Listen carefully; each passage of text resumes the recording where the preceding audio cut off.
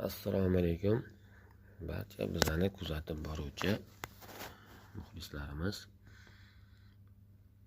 Xo'p, mana dvigatel Schneider, ya'ni brend o'sha nemetskiy dvigatellardan biri.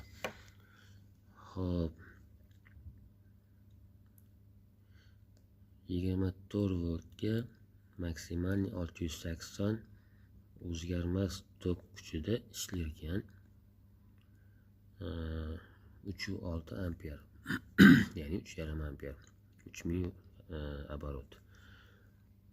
Xo'p, bu bizaga egalari korpusga ko'rsatyapti deb kelishdi.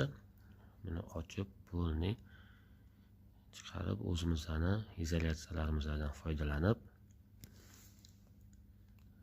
lecheniya qildik. Megometr bilan tekshirdik, korpusga ko'rsatmayapti. Bemalol olib borib stanokka qo'yib ishlataversalar ham bo'ladi.